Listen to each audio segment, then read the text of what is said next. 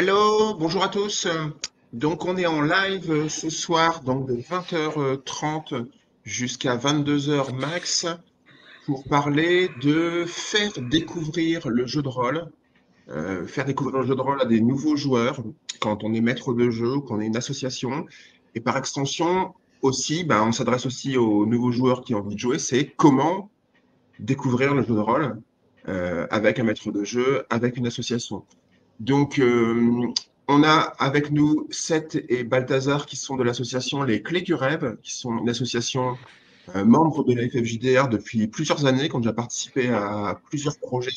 Est-ce que déjà vous pourriez nous présenter votre association? Oui, alors tout d'abord, bonsoir tout le monde. Bonsoir Stéphane, et merci beaucoup de nous inviter.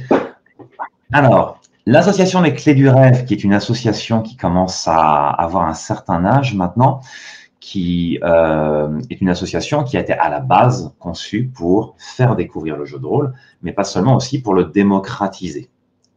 Donc, l'idée était de proposer une sorte de point de rendez-vous pour que des débutants puissent s'essayer au jeu de rôle avec des compteurs aux petits soins qui se sont spécialisés dans le fait d'initier les débutants, de comprendre un peu ce qui est important pour initier la première partie, et afin que tout le monde puisse bien évidemment subir cette terrible épidémie qu'est la passion du jeu de rôle. Balthazar, si tu veux ajouter quelque chose, n'hésite pas. Bah oui, en fait, moi j'ai contacté Seth et Diane, qui est l'autre fondatrice des Clés du Rêve, parce que j'étais maître du jeu professionnel depuis quelques années. Et bon, on s'est rencontrés, ils m'ont proposé de masteriser une session d'initiation. Et du coup, maintenant, depuis un petit bout de temps, c'est ça que je fais avec les Clés du Rêve. Donc, on fait découvrir aux gens différents systèmes de jeu dans des séances d'initiation qui parfois peuvent avoir une suite, donc une deuxième séance, et qui parfois d'ailleurs se transforment en campagne. Mais Très souvent. voilà. Mais l'objectif de l'assaut étant à la fois de faire découvrir le jeu de rôle et de le démocratiser, mais aussi de faire découvrir l'activité de maître du jeu, ou comme l'appelle Seth, l'activité de compteur, et aussi de le démocratiser, de lui donner des espaces d'expression. Voilà, à peu près.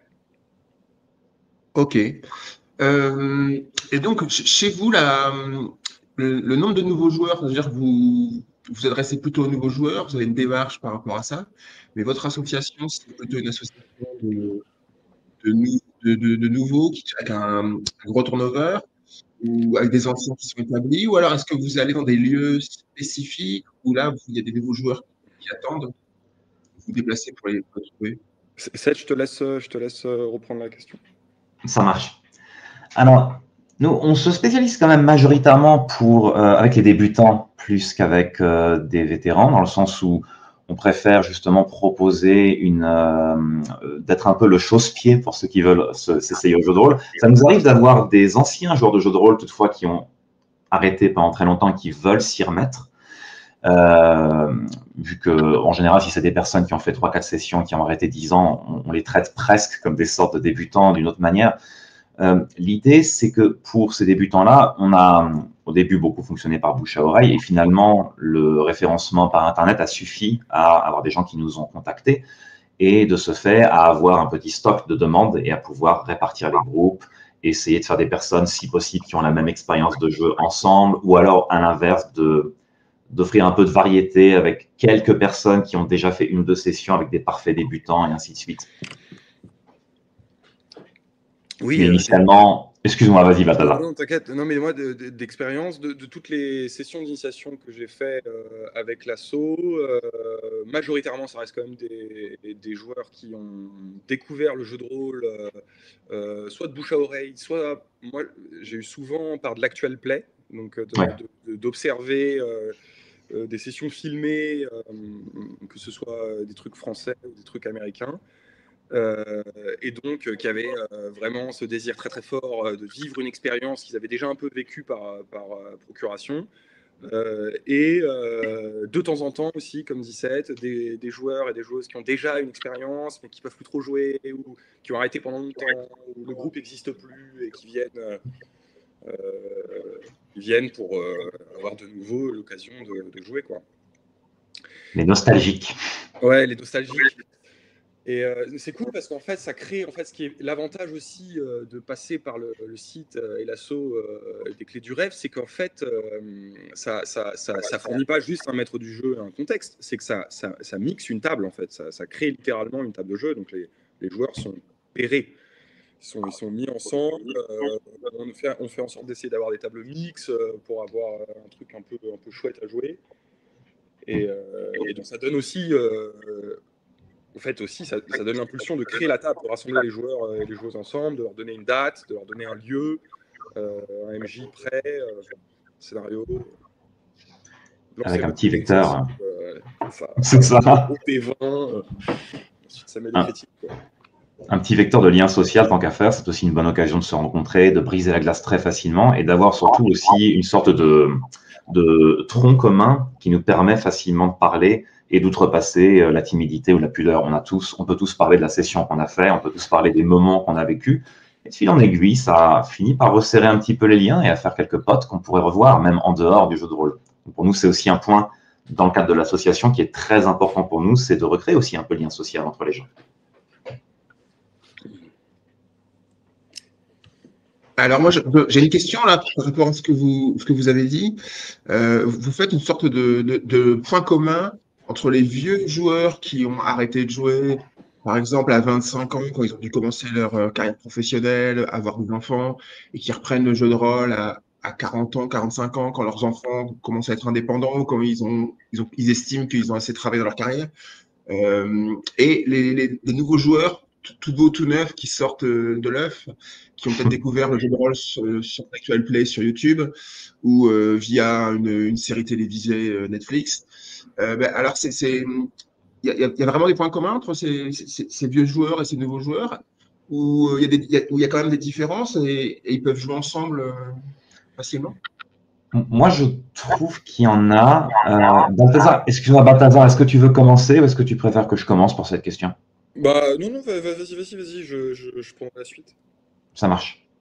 Moi, je trouve qu'il y a un point commun qui est. Alors, il y a un point commun et un point pratique. Le point commun entre ces deux types de joueurs, c'est que les deux, en fait, se retrouvent à mesure presque égale, vierges de toute habitude, de toute mécanique d'habitude de jeu de rôle. Donc, au final, sont assez ouverts à essayer de nouveaux compteurs qui ont peut-être des manières de faire un peu uniques. Là où quelqu'un qui joue très régulièrement a peut-être plus d'attentes, plus de plis, plus d'habitude, va s'attendre à ce que le compteur prenne le pas sur certaines décisions, n'est pas à dicter quoi que ce soit aux joueurs sur d'autres, parce que chaque table un peu a son étiquette. Enfin, moi, en tout cas, je parle souvent d'étiquette de table. Et le point pratique, toutefois, qu'il y a à mixer les deux, c'est que les joueurs qui n'en ont pas pratiqué depuis longtemps, mais qui en ont quand même pratiqué pendant un temps, ont un tout petit peu plus d'aisance. Et donc, au lieu de faire de l'ombre aux débutants, vont les motiver, voire les rassurer. Et ça crée une combinaison qui est, je trouve, très chaleureuse, qui immédiatement allège un petit peu la tension de la première partie pour les débutants. Ouais, moi je suis complètement d'accord avec toi. En fait, c'est super parce que non seulement ça les rassure, et en plus, concrètement, dans le jeu, à tout moment, quand on passe un petit moment avec une joueuse ou un joueur, le joueur qui a de l'expérience peut aider à faire comprendre quelque chose sur la fiche, peut servir un peu aussi de huile dans la mécanique de la session, quoi. Et en fait, en général, déjà, c'est naturel pour les anciens joueurs de faire ça, et c'est agréable pour les nouveaux de recevoir ce bénéfice. Donc, en fait, c'est presque mieux une session avec des gens qui sont un peu vétérans, qui ont déjà joué, et des nouveaux, parce qu'on a un peu tous les spectres du possible. On a l'émerveillement du début qui est contagieux, qui se transmet aussi aux anciens joueurs, et puis on a l'expérience et le plaisir un peu mécanique du jeu et les réflexes qui s'acquièrent plus vite pour les nouveaux. Donc pour ça, c'est super. Après, c'est aussi très chouette d'avoir un groupe que de débutants, et c'est aussi très chouette d'avoir un groupe d'anciens joueurs, mais en tout cas, l'alchimie des sessions d'initiation est très agréable pour ça, quoi. Oui. Excusez-moi, je me permets de boire cette boisson qui n'a pas de marque, bien évidemment. Voilà. Pas de souci, ils sont déjà sponsors de la FFJDR. Ah, Vous aviez votre première partie qui était intitulée comment? Alors, pour cette première partie, qui avait été intitulée Comment fait-on pour jouer sa première partie? On aimerait introduire quelque chose d'essentiel qui est comment fait-on lorsqu'on est. J'entends un peu un retour de ma voix, je ne sais pas si c'est normal. C'est très léger, mais je m'entends vraiment en retour. Je dis ça au cas où des personnes entendent aussi le retour. Il est comme un écho. C'est bon, il a disparu. Merci beaucoup. Donc, le plus important va être comment fait-on la première session? Et en fait, cette partie-là va s'adresser à deux types de personnes. Aux débutants qui n'ont jamais fait de jeu de rôle ou qui en ont peut-être déjà vu, entendu parler et se disent allez, je vais peut-être me lancer pour ma première partie, mais pas que. C'est aussi destiné à des personnes qui soit veulent faire compteur pour la première fois, parce qu'elles aimeraient bien que leurs amis puissent faire une partie, ou à des compteurs, tout simplement, qui ont envie d'initier beaucoup de personnes. Donc, on va essayer de traiter ce sujet-là sur ces deux angles-là, mais en privilégiant bien évidemment ce qu'on va dire pour les profanes, c'est-à-dire vous ne savez pas ce que c'est que le jeu de rôle, ou vous savez très vite fait ce que c'est, vous vous dites, allez, j'ai un week-end à perdre, j'aimerais bien faire ma première partie, mais je n'ai pas envie que ça se passe mal, peut-être que je vais jouer avec des personnes que je ne connais pas, donc j'aimerais bien que l'ambiance soit chaleureuse, agréable. Concrètement, comment on s'y prend? Alors, il y a une multitude de moyens pour pouvoir démarrer sur le jeu de rôle. Vous pouvez bien évidemment passer par le circuit associatif, comme par exemple les Clés du Rêve. Évidemment, c'est un pur exemple. Il y en a aussi plein d'autres. Sans ironie, il y en a en plus beaucoup. Il y a beaucoup d'associations spécialisées dans le jeu de rôle, que ce soit à Paris, dans d'autres régions de France, dans d'autres villes françaises. Vraiment, vous avez l'embarras du choix. Une autre possibilité aussi peut être parfois certains événements qu'organisent des bars ou certains festivals qui proposent aussi des tables d'initiation au jeu de rôle, ou même de passer par des modules à distance, tels que Roll20 ou autre, si vous ne pouvez pas vous déplacer ou si c'est gênant pour vous d'arriver en présentiel. Moi, je vous recommanderais quand même pour votre première session de l'essayer en présentiel. Bien évidemment, je ne suis pas votre père, je ne vais pas vous dicter ce qui est bon pour vous, c'est juste une recommandation.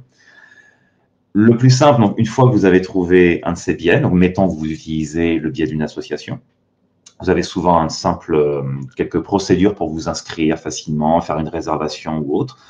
Généralement, c'est très transparent. Vous allez voir quel genre de session ça va être, quel genre de scénario ça va être, parce qu'il faut aussi que cette première session vous plaise. Est-ce que c'est un univers qui vous touche? Est-ce que c'est un genre qui vous rappellerait vos films préférés, ou ainsi de suite? Et ensuite, on organise un rendez-vous, une date, et c'est parti. Ça, évidemment, c'est dans les grandes lignes. Balthazar, est-ce que tu veux enchaîner là-dessus?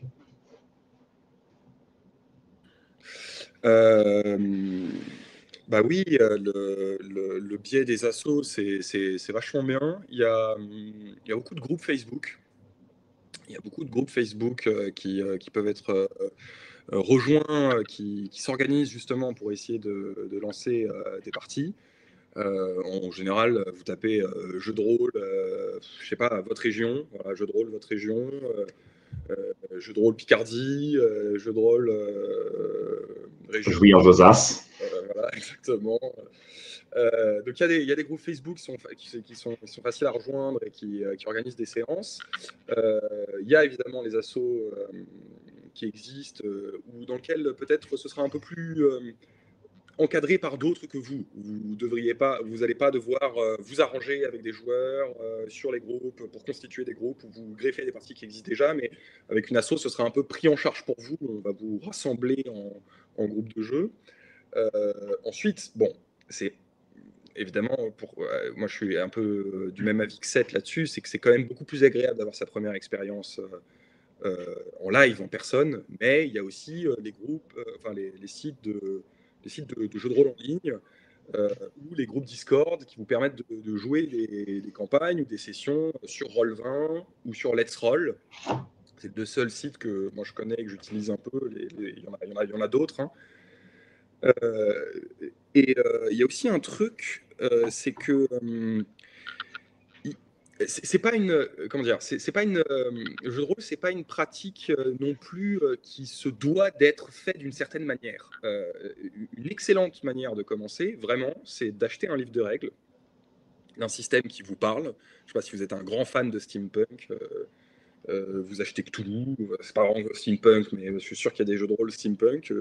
Si vous êtes un grand fan d'Heroic Fantasy et de fantasy tolkieniste classique, il y a les Royaumes oubliés, il y a Donjons et Dragons, il y a Ars Magica si vous adorez les magiciens. Et vous achetez un système de jeu, un livre de règles, et puis vous lancez en fait, vous le lisez. Ça va vous donner aussi des idées de scénario, etc. Et vous pouvez proposer à une bande d'amis, à la famille, de tenter une session avec vous. Soit avec vous comme maître du jeu, soit vous arrivez à convaincre votre pote que vous sentez être naturel pour ça, de masteriser comme ça, il vous masterise votre session. Et en fait, il ne faut pas hésiter aussi à s'emparer du truc, quoi, à le faire sans avoir été introduit par quelqu'un qui connaît très, très bien les règles, parce que bon, c'est aussi les meilleurs souvenirs, quoi, ces séances où on apprend les règles au fur et à mesure ensemble. Ça fait aussi partie du truc, quoi. Alors voilà, c'est pas pour il y a des super assos, mais c'est aussi une possibilité de découverte du jeu, quoi. Je suis tout à fait d'accord. C'est comme pour le piano, vous voyez, vous pouvez admirer des pianistes professionnels, mais si vous avez vraiment envie de vous essayer au piano, il n'y a rien de mieux que d'essayer vous-même, de commencer à jouer, de prendre quelques cours, et vous-même, dans votre temps libre, de commencer véritablement à entraîner les morceaux qui vous plaisent. Le jeu de rôle, c'est de la même manière, pour reprendre magnifiquement ce que disait Balthazar, c'est quelque chose dont vous pouvez vous emparer aussi, en tant que conteur débutant, et dire, allez, voilà, je vais essayer de mener une partie. Je ne vais pas chercher à être parfait parce que c'est la première fois, on va juste s'amuser et expérimenter en quelque sorte. Je me permets également d'ajouter quelque chose dont je viens de me rappeler, mais accessoirement, si vous cherchez dans le milieu associatif des groupes de jeux de rôle pour votre première partie, il y a le saviez-vous, alors désolé, je te le dis à toi Stéphane parce que peut-être que tu ne connais pas, mais sachez qu'il y a un GPS FF JDR pour repérer les associations. Alors en tant que président de la FF Jeux de rôle, voilà, je sais pas si tu es au fait, mais il marche extrêmement bien pour l'avoir testé. Je recommande chaudement. Voilà. Ouais. Ah, tu es mute Stéphane, tu es mute. Ah zut, on t'entend pas du tout. C'est bon. Alors, je vous partage le GPS Rollist dans le chat. Et en effet, ça recense 2500 lieux de jeu. Alors, les 2500 lieux, c'est pas que des lieux de jeu de rôle. C'est aussi du jeu de plateau, c'est aussi du grandeur nature, c'est aussi du jeu de figurines. Mais il y a quand même une grande proportion de jeux de rôle sur les 2500 lieux. Majoritairement, aux 2/3, c'est quand même des associations. Des boutiques, qui est aussi un lieu de contact avec des joueurs, avec des événements, avec des auteurs qui vont venir faire des démonstrations en magasin. Et nous, on essaie aussi de rajouter là, sur le GPS depuis un an les cafés ludiques, les ludothèques, même si on aimerait bien en avoir plus. Donc, je vous partage le lien que vous allez le voir. Alors, est-ce que vous avez encore des choses à dire sur votre première partie? J'aurais une dernière chose à ajouter. Balthazar, peut-être toi aussi? Non, vas-y. Sur ta vague, ouais. La dernière chose que je me permettrais d'ajouter, c'est que n'hésitez pas à faire appel à des assos ou à des groupes qui connaissent bien et qui ont l'habitude de gérer les débutants.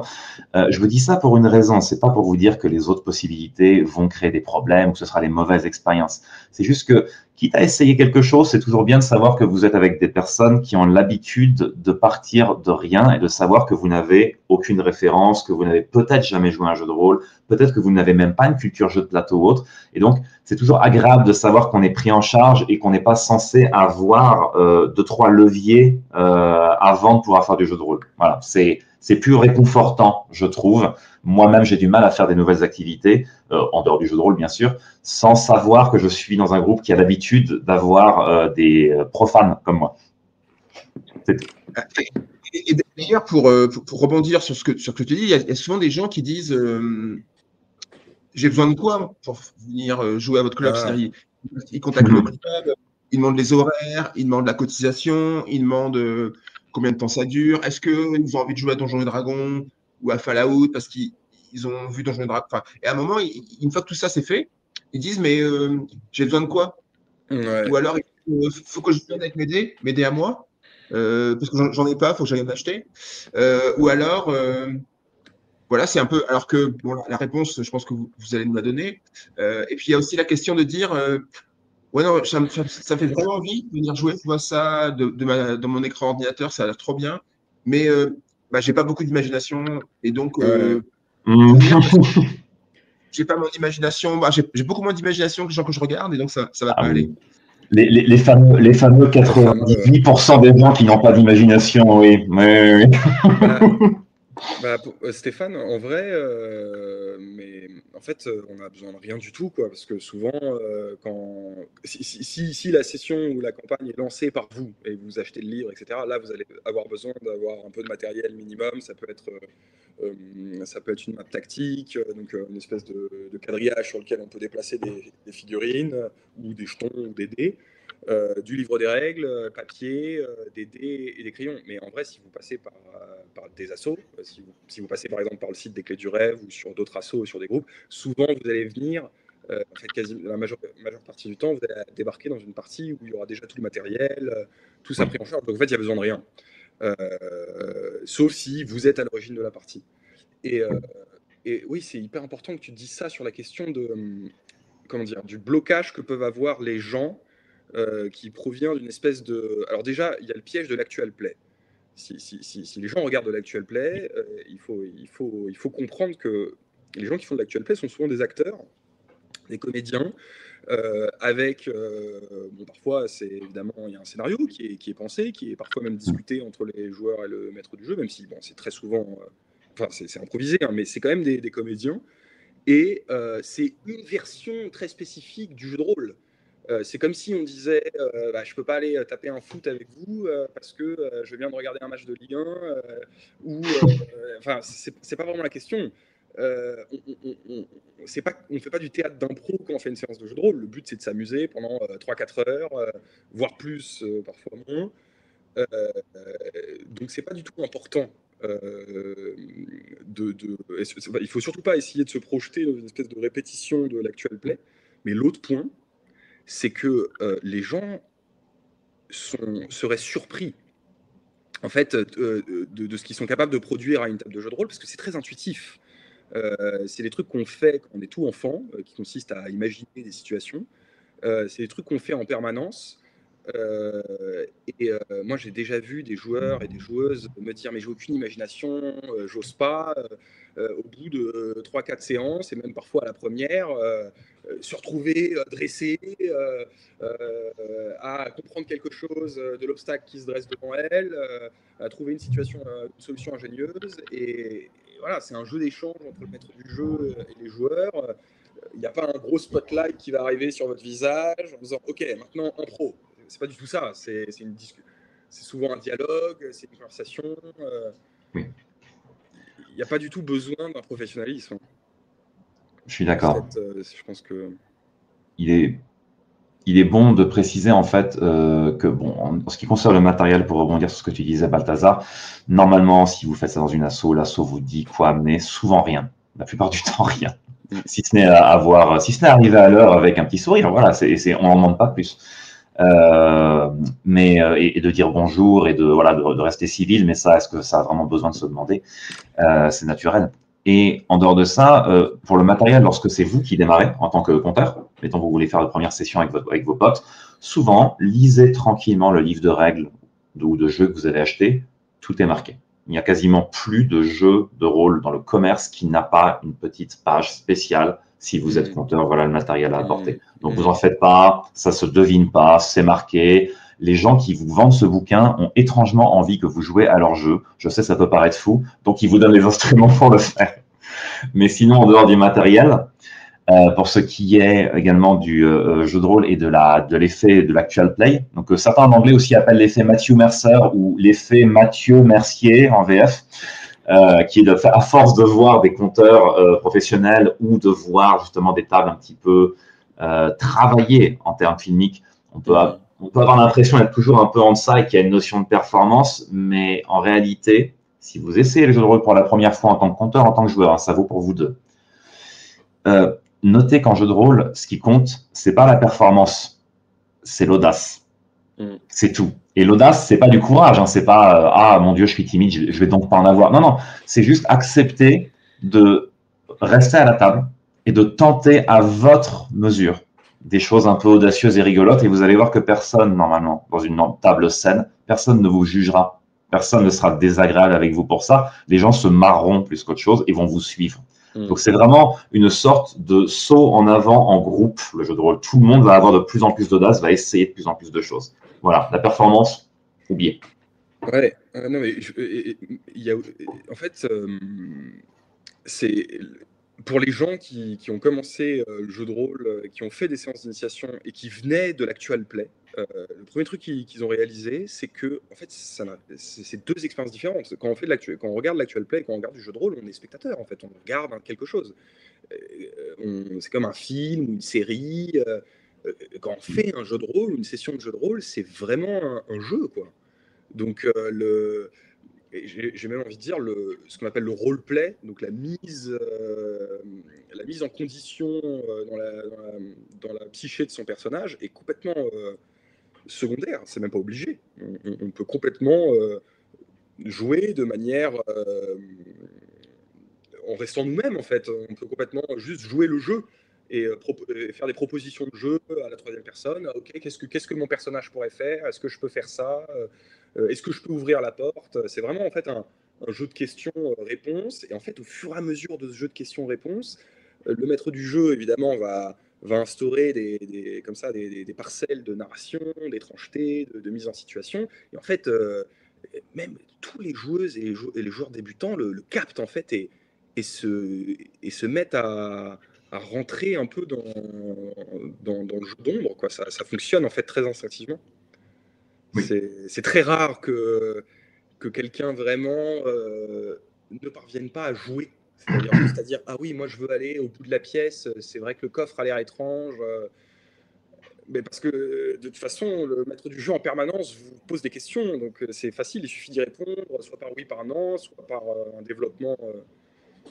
C'est vraiment facile. Hein. Y a rien à faire. Soit même par je ne sais pas, je fais rien. Même ne rien faire est une réponse pertinente. Donc vraiment, pour faire une erreur en jeu de rôle, il faut vraiment le vouloir. À ce niveau-là, il faut presque, je ne sais pas, poser une bombe sur la table, quoi. Enfin, c'est une bombe. En fait, pour faire une erreur dans le jeu de rôle, il faut précisément être désagréable vis-à-vis de la liberté de chacun. Oui, c'est ça. La seule erreur qui existe, elle n'est jamais dans le jeu, elle est toujours en dehors du jeu, dans ce qu'on produit comme relation sociale. Donc, si vous n'avez pas de frustration extrême que vous voulez déverser sur les gens, il n'y a aucune chance que votre partie se passe mal. Vous allez vous marrer, quoi. Alors, moi, ce que je comprends, c'est que le jeu de rôle, c'est un jeu et que les gens, ils viennent autour de la table pour jouer, mais dans le sens pour s'amuser, pour passer un bon moment. Et donc, le jeu, il commence par une intro, il y a une première marche, on vous invite à prendre la troisième, prendre un raccourci, peut-être en escaladant un peu.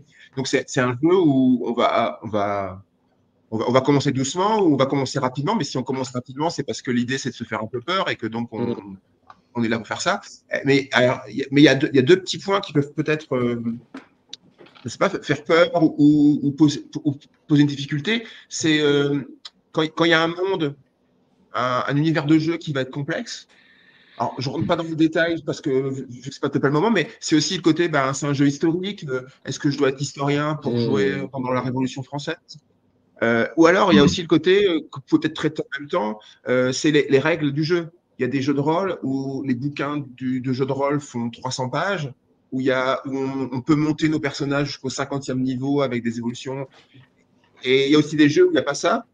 Donc, comment sur une partie pour vous, les débutants que vous accueillez en tant que joueur, ou alors pour un nouveau maître de jeu, voilà, comme ces deux points. Qu'est-ce que vous pensez?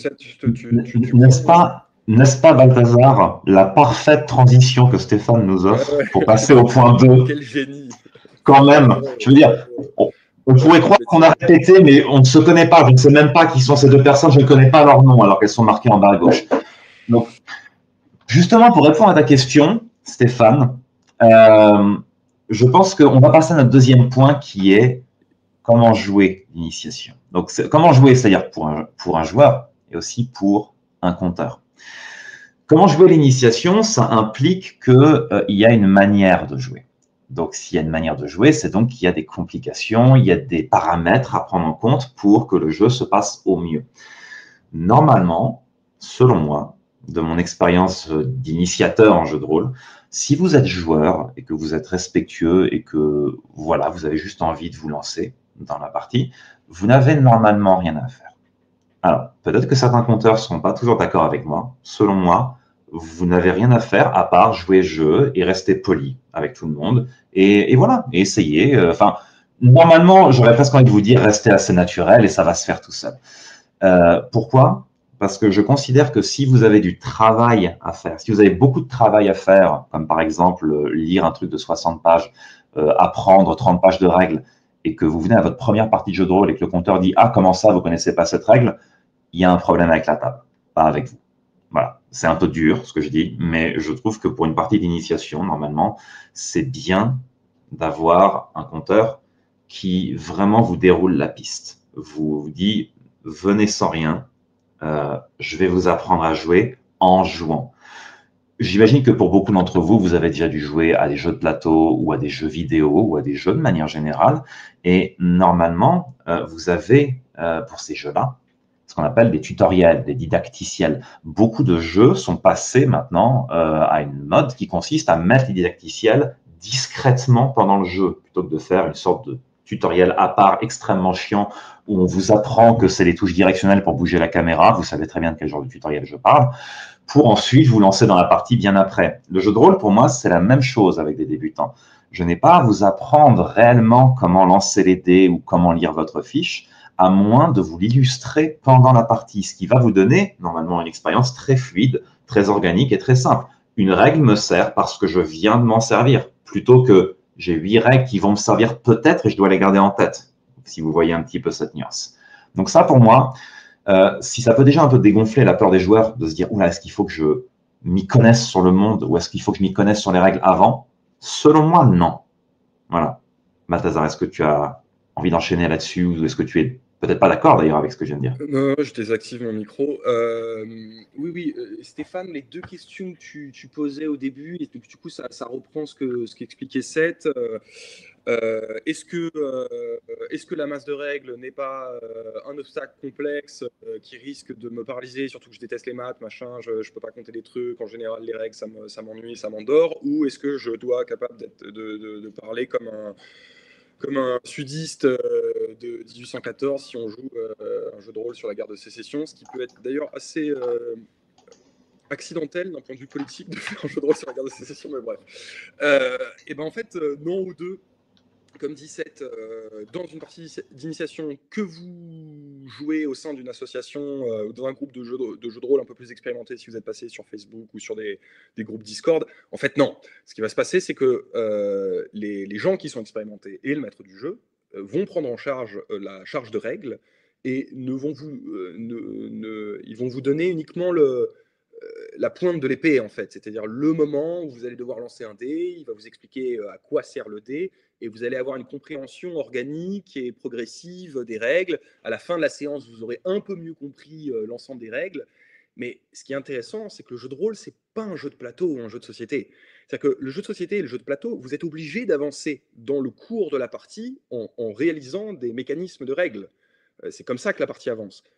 Le jeu de rôle, pas du tout. Le jeu de rôle, ça avance avec un maître du jeu qui vous décrit une forêt féerique avec des racines noueuses qui se mettent à s'animer quand vous passez sur le pont sans avoir fait les salamalek pour vous protéger des fées qui vous attaquent. Et donc, c'est du récit. Et donc, c'est un jeu de questions-réponses.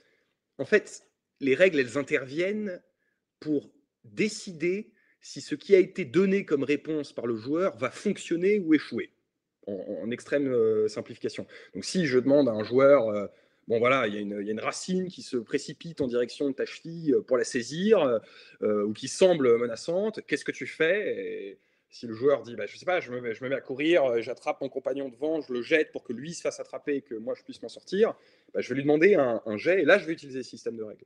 Et donc, comme disait Seth, les règles sont utilisées dans un cadre dynamique. Et, bon, voilà, on joue la plupart des séances d'initiation, comme c'est ce qui est demandé par les joueurs, on fait du Donjons et Dragons, et c'est un système de D20. C'est pas très compliqué, on lance un D20 et en fonction d'une difficulté qui est déterminée par le maître du jeu et du résultat qui est obtenu par le lancement de dés, l'action est réussie ou pas. Donc, non, en fait, il n'y a pas besoin de connaître les règles. Et d'ailleurs, c'est marrant, c'est un des seuls jeux où on peut arriver sans connaître les règles, on peut avancer dans la session sans les connaître et finir une session, parfois 10, sans les connaître, en fait, parce que le jeu avance autrement que par les règles. Voilà. Et pour ce qui est de la reconstitution historique, ben non.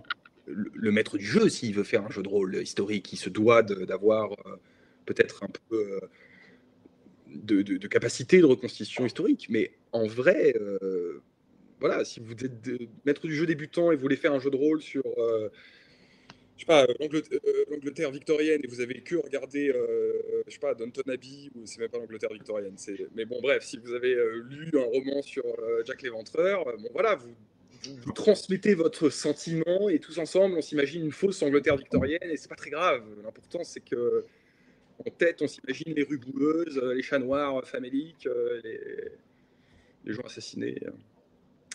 Et non, mais du coup, j'ai un peu dévié, mais sur la manière dans laquelle réaliser la séance d'initiation, un truc que je voulais ajouter à Seth, ce que tu disais, Seth, mais peut-être que tu vas le dire en fait. Non, vas-y, je t'en prie, je te laisse terminer. C'est quelque chose qui est en parallèle après, que je dirais. Vas-y, je t'en prie. Et ben, comment la jouer si vous êtes joueur et que vous arrivez dans une séance, en général, elle va être un peu séparée en instants. C'est-à-dire qu'il va y avoir un premier moment où le maître du jeu va vous expliquer dans quel monde vous allez jouer. Voilà, c'est un monde médiéval, fantastique, post-apocalyptique, etc. En même temps qu'il vous parle du monde, il va vous présenter vos possibilités de personnages et de choix de personnages, et aussi commencer à vous parler du fonctionnement du jeu. Et pendant cette phase, c'est le moment où on s'assoit à table, on commence à comprendre ce qu'on va faire pendant 3-4 heures, et ensuite, voilà, la session commence, l'aventure commence. Donc ça commence par un récit du maître du jeu, et puis ce premier récit se termine par une question, et ensuite c'est un jeu où on ajoute des pierres d'action, etc., etc. Mais vas-y, j'ai trop parlé. Non, je t'en prie, absolument pas. J'étais en train de profiter de l'ASMR qui était justement cette réponse sur cette question. Mais là, comme je reviens à moi, je me permets juste de mentionner donc dans le chat un message de Salanael que je trouve très pertinent, qui est une habitude à prendre est aussi de se débarrasser du terme d'initiation qui sous-entend qu'il y a besoin d'être initié pour entrer dans cet univers. Je préfère le terme démonstration ou découverte. Eh bien, je suis à 100% d'accord. D'ailleurs, dans notre site sur l'association Les Clés du Rêve, on utilise le terme session découverte. J'utilise parfois initiation comme un mot valise qui parle souvent un peu à tout le monde, mais il est vrai que le terme initiation peut faire penser à une forme d'arcane un peu complexe dans lequel n'importe quel profane ne peut pas s'essayer. Or, c'est vraiment de la découverte, puisqu'on est en train de montrer aux gens qu'en réalité, le jeu de rôle, c'est simple. En tout cas, la première session de jeu de rôle en tant que joueur est supposée être simple. Donc, tout à fait. Voilà, désolé pour le petit parallèle, mais c'est juste que j'avais ce message dans un coin de la tête depuis une minute en me disant « Oui, c'est vrai, pourquoi j'ai dit initiation, quel imbécile ?» Voilà.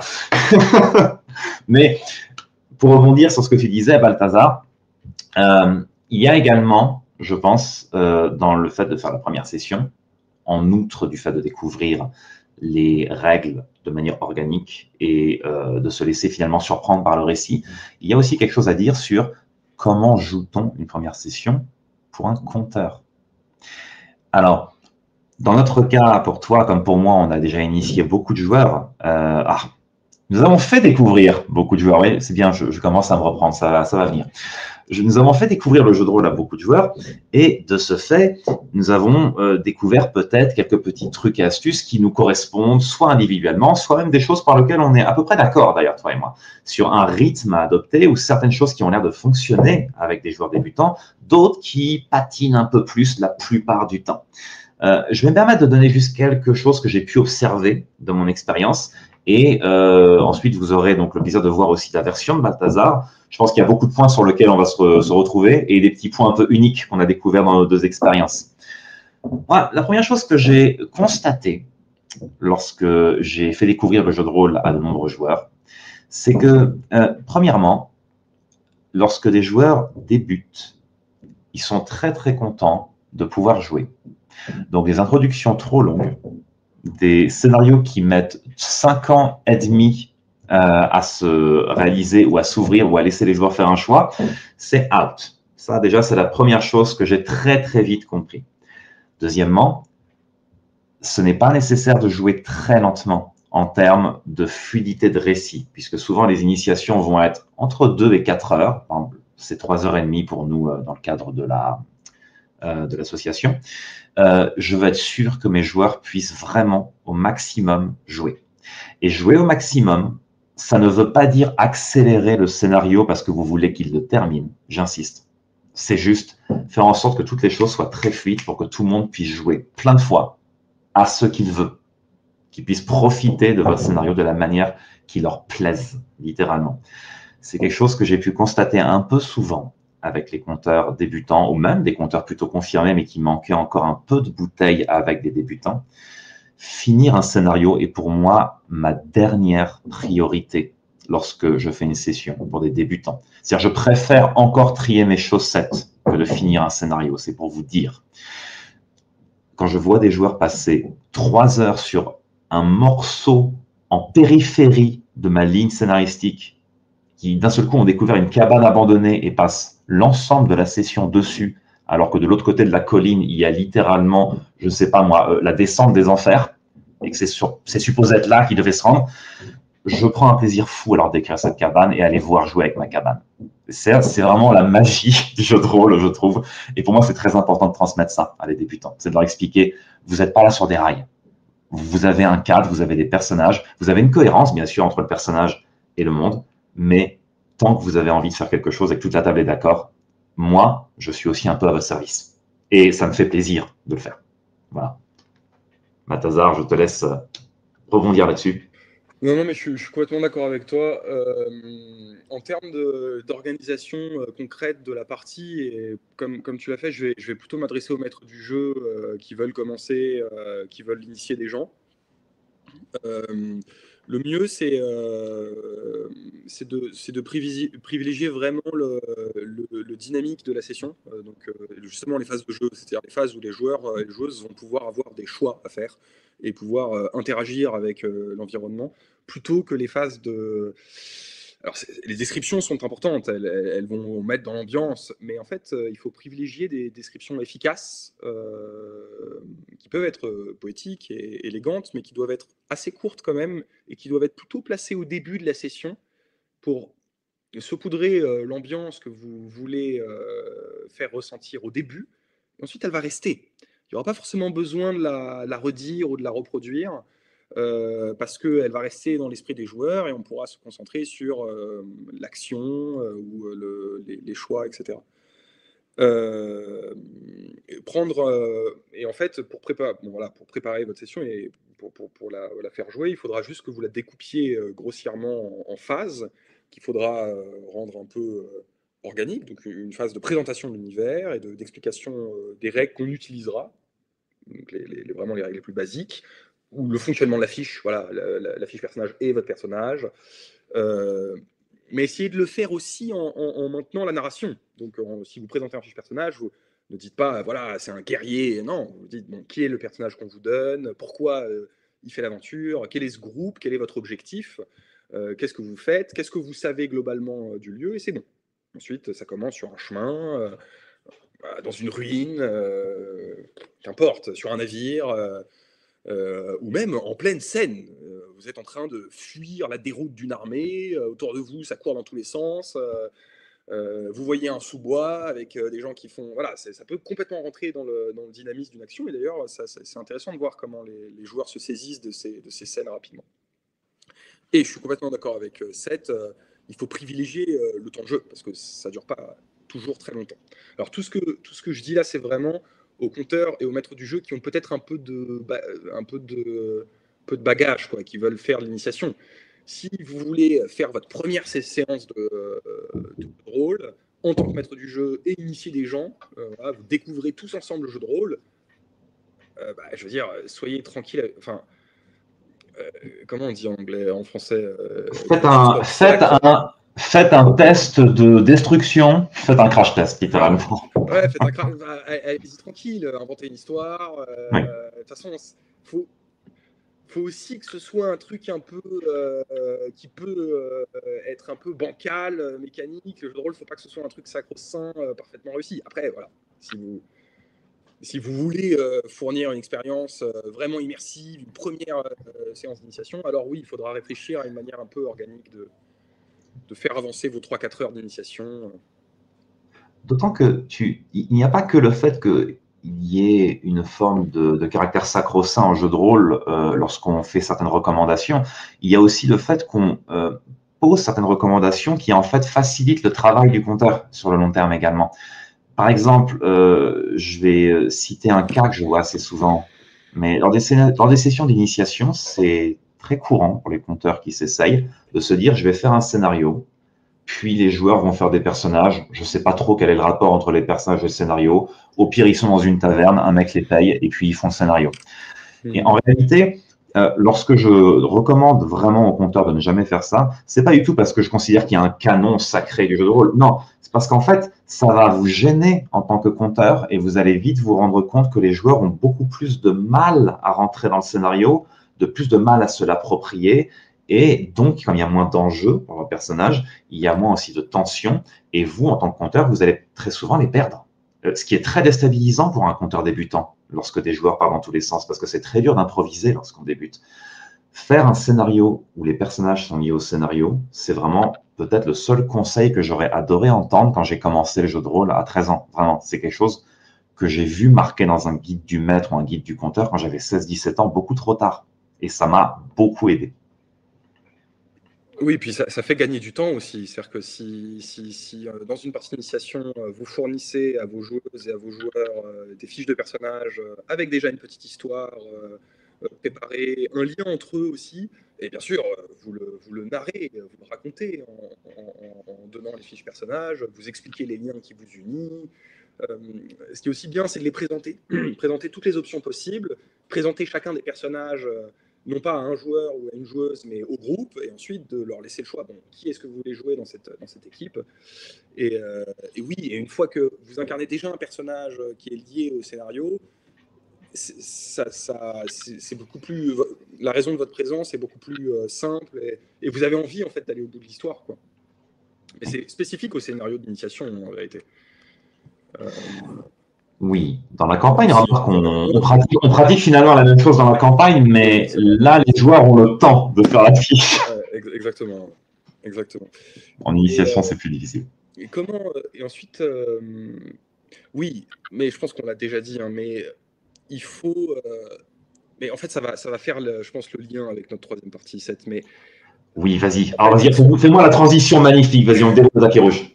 en fait l'idéal pour votre partie d'initiation, si vous êtes maître du jeu, c'est vraiment de se concentrer sur le dynamisme, sur l'action, sur le jeu. Il ne faut pas que ce soit vous qui racontiez une histoire. Il faut que vous rendiez une histoire possible en réagissant à ce que improvisent et ce que font vos joueurs. Évidemment, il y a toujours une forme d'illusion du choix. Il y a des choix différents, possibles, mais bon, ils sont limités. Mais c'est pas grave, parce que la plupart du temps, les joueurs et les joueuses choisissent parmi ces choix possibles. Ou alors inventent d'autres, mais bon, en général, les choses fonctionnent bien. Euh, et, euh, et du coup, ça veut dire que dans votre préparation de la session, il faut absolument comprendre que ce qu'on appelle le scénario ou l'écriture de l'histoire ne doit pas être quelque chose de linéaire ou séquentiel, et d'ailleurs ne doit pas être trop présent. Idéalement, il faut un pitch très simple. Aller quelque part, fuir un danger, ou même voir une lumière étrange quelque part au loin. Juste faire fonctionner la curiosité des joueurs, ça peut fonctionner, hein. D'ailleurs, c'est souvent le mieux. et presque leur donner la sensation qu'il n'y a pas d'histoire. Parce que si vous leur donnez la sensation qu'il y a un scénario à suivre, c'est un peu ennuyeux. C'est ah bon, bah oui, bah forcément, de toute façon, quoi qu'il arrive, si je passe à droite ou si je passe à gauche, ce qui est déjà prévu est devant moi. Donc je vais y aller. Alors que si vous leur donnez la sensation qu'il n'y a quasiment pas de scénario, il y a juste une situation, Oui. ça va être plus facile pour vous, parce ils vont beaucoup plus discuter entre eux et faire des trucs, et ça va être plus agréable et fluide pour eux. Et donc en fait, ça fait la transition sur ce qu'on voulait, ce dont on En voulait parler effet, avec Seth, qui était l'écriture en fait de cette séance. comment écrire un scénario d'initiation, de découverte. Donc, pour un scénario de découverte, heureusement que j'ai pas préenregistré le truc, écrire un scénario de découverte, en effet, c'est quelque chose qui est assez particulier, puisque en tant que conteur, souvent, si vous êtes débutant, vous allez peut-être être tenté de prendre un scénario qui est déjà écrit, donc un scénario préfet dans le commerce. Souvent, ces scénarios sont faits pour faire découvrir le jeu de rôle. La plupart maintenant des jeux de rôle modernes ont souvent un scénario. Alors, désolé, c'est marqué scénario d'initiation dans les bouquins. Je suis désolé. Un scénario d'initiation qui est inscrit à l'intérieur guide du maître, de la partie pour le conteur. Moi, d'expérience, j'ai très très peu fait de scénario préécrit. J'ai dû faire ça une ou deux fois et ça m'a vraiment déplu, ce qui a un peu créé chez moi la frénésie de vouloir écrire les scénarios. Quasiment tout le temps. Je passe mon temps à écrire mes scénarios, mais parce que voilà, j'avais ce côté très insatisfait par les scénarios de mon époque en plus. À l'époque où j'avais commencé le jeu de rôle et j'avais commencé à faire ces scénarios-là, ça fait, attention, c'est parti pour un coup de vieux, ça fait quasiment 20 ans, peut-être un peu plus. Donc maintenant, je pense que les choses ont beaucoup évolué et que les scénarios préfaits sont sans doute beaucoup plus travaillés. En tout cas, je le souhaite. Mais généralement, vous aurez peut-être envie, en tant que conteur, que vous soyez débutant avec un peu de bouteille, de vouloir faire un scénario spécialement pour les débutants ou spécialement pour vos potes aussi. Peut-être que vous avez une série ou un film ou un univers en commun et que vous crevez d'envie de faire un scénario dessus. Et là, attention, lorsqu'on dit en jeu de rôle, écrire un scénario de jeu de rôle, ce n'est pas créer les règles. Souvent, il peut y avoir cette confusion chez les profanes du jeu de rôle, c'est ceux qui ne connaissent pas très bien le jeu de rôle. Règles, univers et scénario sont trois choses différentes. Parfois, elles sont liées, parfois non. Très souvent, c'est un système de règles avec, en 95% des cas, un univers dedans. Bon, Seigneur des Anneaux, Révolution française, Toulouse, et ainsi de suite. Et les scénarios, par contre, sont des choses qui sont parfois vendues par la même gamme ou écrits par d'autres personnes qui juste s'intéressent à l'univers de règles. Donc, que vous écriviez ou pas votre scénario, il va quand même falloir vous trouver un système de jeu. Voilà, juste pour vous prévenir. Toutefois, maintenant, on va revenir sur l'écriture du scénario. Comme tu disais très bien, Balthazar, écrire un scénario d'initiation, c'est souvent plus écrire une situation ou une dynamique que écrire vraiment une trame narrative telle que vous pourriez vous l'imaginer dans l'écriture de scénarios de cinéma, par exemple, ou dans l'écriture de pièces de théâtre, c'est encore pire même, parce que, étrangement, et je pense que pour beaucoup de gens, vous allez vite vous en rendre compte, même si vous avez vu de l'actual play, je ne sais pas si vous avez remarqué, mais en jeu de rôle, il y a 2-3 imprévus par session. Et par 2-3, j'entends 9 imprévus sur 10 interactions. Donc c'est très difficile d'établir un scénario où les choses vont se passer exactement telles que vous l'avez décidé. Donc à partir de là, puisque les choses ne vont pas toujours se passer telles que vous l'avez décidé, ça ne veut pas forcément dire que vous devez trouver un moyen pour que ça se passe comme ça, mais plutôt que vous devez accepter que le jeu de rôle, ce n'est pas forcément qu'on va arriver à des situations que vous avez décidées. C'est aussi ça être conteur, c'est accepter de se retirer ça. Si vous voulez des trucs comme ça, je vous recommande plutôt de l'écriture de scénarios filmiques ou théâtrales ou même de l'écriture de romans. Le jeu de rôle, c'est autre chose. Vous proposez une situation et un cadre, et ensuite les joueurs vous lancent également leurs propres impulsions auxquelles vous allez répondre. Balthazar, je me permets parce que j'ai parlé pendant tellement longtemps que j'ai failli m'endormir. Vas-y. Non, mais je suis complètement d'accord avec toi. On avait déjà discuté il y a quelques temps et on s'était mis d'accord sur on a un peu le même point de vue là-dessus. En fait, alors déjà, oui, les scénarios préécrits ont très longtemps été très mal écrits.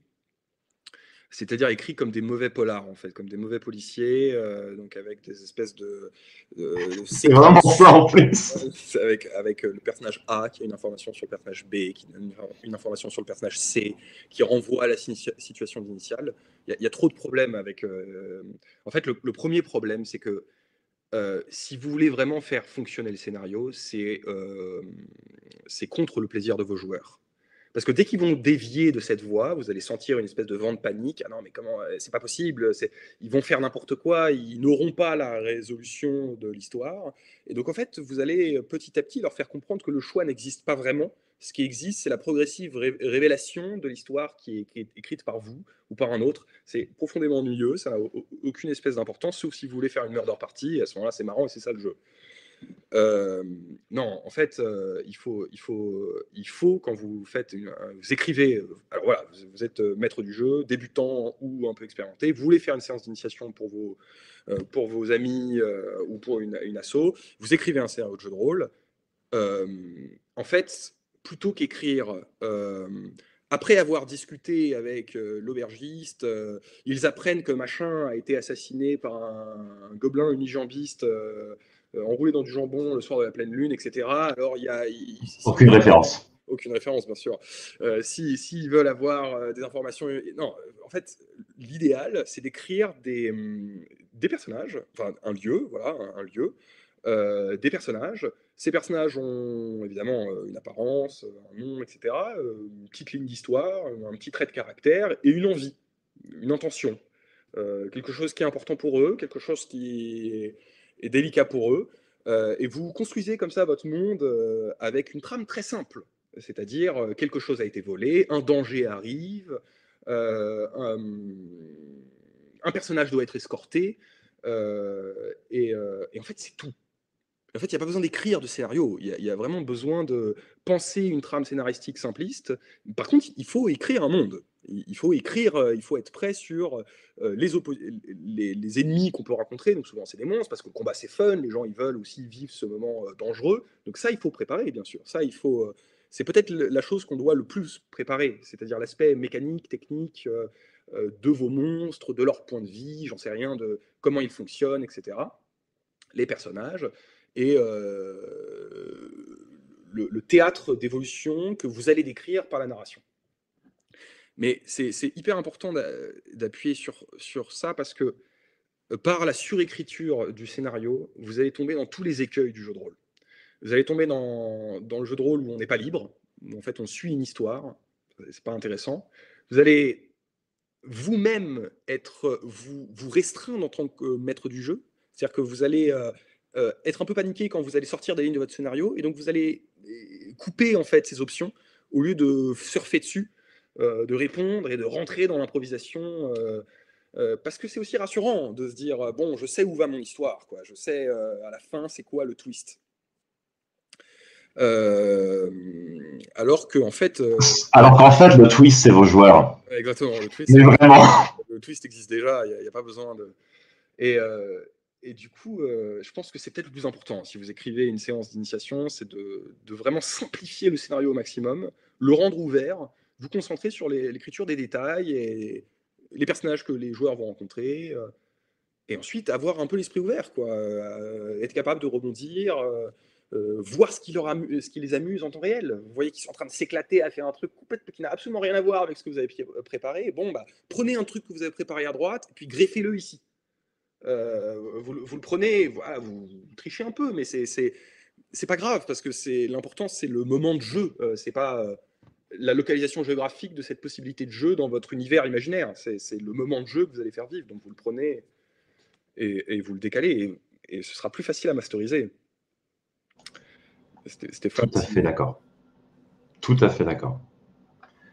Moi, j'aurais Vas-y, Stéphane.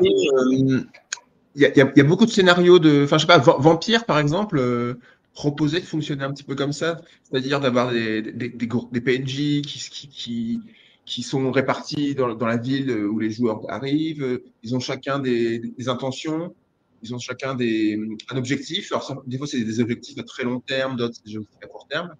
Et puis, les joueurs arrivent, peut-être des fois avec une mini-mission. Ça peut être, par exemple, se présenter au prince de la ville.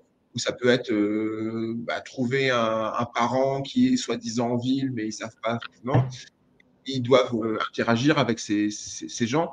Mais alors, est-ce qu'il n'y a pas un risque quand même que ça devienne une sorte d'improvisation perpétuelle? Euh, Hmm. voilà, avec, ça peut quand même être, on va dire, compliqué pour le maître de jeu de gérer cette improvisation perpétuelle. Alors peut-être pas dans une partie d'initiation, par contre. Mais sinon, est-ce qu'il n'y aurait pas besoin ou ce serait pas possible de préparer peut-être 2 ou 3 scénettes qu'on utilise ou qu'on n'utilise pas, mais qu'on a plus préparé. Et puis, un peu comme tu disais, si à un moment ils se rapprochent de la scénette, leur pousser, quitte à la déformer un peu. Voilà, je vous laisse me dire ce que vous pensez. Question très très fascinante. J'ai beaucoup de choses à dire. Je pense que Balthazar aussi, on est en train de se mordre la lèvre là. Tu veux commencer ou je commence? Je commence? Ok. Euh, alors, j'aime bien souvent comparer la répartition de préparation et d'improvisation en jeu de rôle à certains styles musicaux, par exemple. Souvent, on peut peut-être avoir tendance, lorsqu'on ne fait pas de musique, à se dire, ah, le classique doit être extrêmement compliqué et chiadé, et l'impro jazz, bah, c'est de l'impro, ça va être un peu bordélique. Pas du tout. L'impro repose sur beaucoup de règles. C'est juste que lorsqu'on fait, on jongle entre beaucoup de choses, mais c'est des choses qu'on a appris, des choses en fait qu'on ressort. C'est des archétypes, des manières de faire qu'on sait être sûr parce qu'on les a déjà pratiquées. On change juste 2, 3 éléments. Donc l'impro en réalité est aussi quelque chose qui est très technique, aussi technique que la préparation. Mais la question c'est est-ce que vous aimez préparer une grosse recette pour faire un énorme plat pour vos joueurs, ou est-ce que vous adorez, est-ce que vous faites partie de ces cuisiniers de génie qui ouvrent votre frigo et qui, avec ce qui reste, finissent par trouver quelque chose de sympa à faire? Les deux ont une saveur inégalable, les deux sont pas comparables, mais souvent, voilà, il va y avoir les deux. Donc pour moi, je ne pense pas je pense que les deux ont vraiment leur valeur, et on va souvent trouver des compteurs plus orientés vers l'un ou plus orienté vers l'autre. Je me considère comme étant un compteur plutôt orienté impro, mais je sais bien que je ne vais jamais faire que de l'impro. C'est impossible, surtout avec des campagnes. Dans les sessions d'initiation, à la limite, c'est une autre histoire. Et vu qu'on parle surtout de la session d'initiation, je vais me réfréner de parler de la campagne, on va surtout se recadrer là-dessus. Pour les sessions d'initiation, vous pouvez vraiment faire beaucoup plus d'impro parce que vos joueurs ne vont pas forcément jouer très longtemps et donc vont pas forcément fouiller ou tester la cohérence de votre monde. L'intérêt de la préparation, c'est de gérer la cohérence, la vraisemblabilité de votre univers sur plusieurs épisodes. Donc, en initiation, en découverte, c'est normalement beaucoup plus simple de faire de l'impro. Mais qui dit impro ne veut pas forcément dire qu'on part de rien. Moi, par exemple, pour faire des impros pour mes scénarios, je vais avoir un cadre, un lieu, je vais avoir au moins 10 ou 15 noms de personnages avec, si possible, des mots-clés. Juste des mots-clés, comme ça je peux un peu improviser, je peux faire leur voix au dernier moment si besoin. Et je vais essayer de lister des idées de dynamique, de choses bizarres ou de choses étranges, ou de choses qui s'opposent aux joueurs ou de choses qui vont dans le sens des joueurs. Et voilà, et je jongle. Je ne sais pas ce que je vais mettre, mais je vais jongler avec tout ça. Donc, même l'impro, en réalité, nécessite un peu de préparation à ce niveau-là. Balthazar, je t'en prie, sinon je ne vais pas m'arrêter. Non, mais c'est très juste ce que tu dis. Je rebondirai sur la question de Stéphane et j'en profiterai pour nuancer peut-être un truc sur ce que tu dis. Ce qu'explique Seth, c'est quand même possible avec un peu de bagage, un peu d'expérience comme maître du jeu. L'improvisation, c'est pas non plus le plus facile, la plus facile des pratiques parce que elle repose sur l'illusion d'une absence de préparation. En fait, l'improvisation est toujours c'est une variation à partir de quelque chose qui est très préparé. C'est ce que je disais à propos de la préparation en termes d'écriture, c'est que l'improvisation n'est pas basée sur la préparation du scénario. Elle est basée sur la préparation ce qu'on appelle le world building, la création du monde, c'est-à-dire l'établissement de ce qu'il y a dans la session. Et donc, c'est quand même un truc qui demande un peu d'ajustement et d'expérience. Maintenant, et ce que disait Stéphane, c'est très juste. En fait, c'est aussi important de préparer 1, 2 ou 3 scénettes, c'est-à-dire mise en scène. Pas uniquement situation avec un choix, c'est-à-dire une scène où le choix, entre guillemets, a déjà été fait par le maître du jeu, c'est-à-dire qu'il va quand même y avoir une rencontre. La personne va ouvrir la porte dans ton scénario, voilà, sur les traces de la mort, la rencontre avec cette espèce d'ignoble père qui a certainement tué sa fille. Ah là, Excuse-moi. pas de spoil. Et d'ailleurs, c'est pas sur les traces de la... Et c'est pas sur les traces de la mort, donc c'est parfait, tu vas brouiller les pistes. Parfait.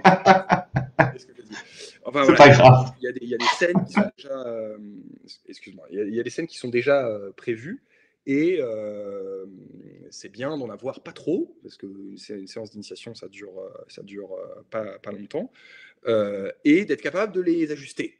Ce qu'il ne faut pas, c'est avoir une fin prévue à ces scènes. Il faut éviter d'avoir une fin prévue à ces scènes. Il faut être capable de n'en jouer qu'une ou deux et de jouer la troisième différente ou de ne pas la jouer parce que quelque chose d'autre a été décidé par les joueurs avant ça. Mais oui, ces petites scènes sont importantes.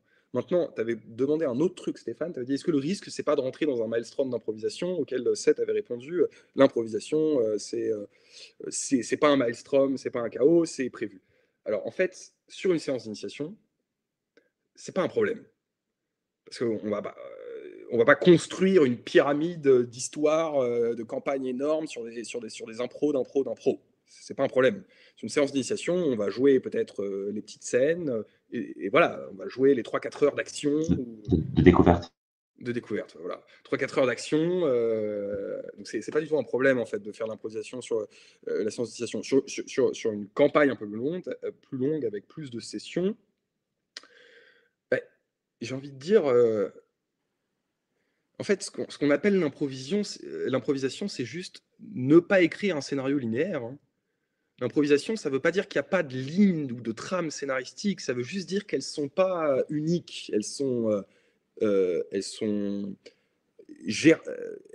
germantes.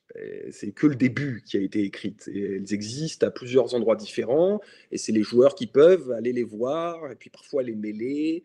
Et donc, en fait, c'est pas un maelstrom d'impro, c'est petit à petit une histoire qui se construit. Et d'ailleurs, souvent, au cours d'une campagne, il y a un moment où ça se complexifie et tout, mais puis ça va repointer à la fin vers une histoire qui est l'histoire la plus importante, qui est l'histoire de toutes les histoires. Donc, voilà. Mais bon, en tout cas, pratiquement pour des maîtres du jeu qui font un scénario d'initiation, pensez 1, 2, 3 scénettes. Quelques personnages, je voulais nuancer 10-15, moi ça me paraît beaucoup pour une séance d'initiation, mais peut-être que ça dépend de la séance, j'ai envie de dire.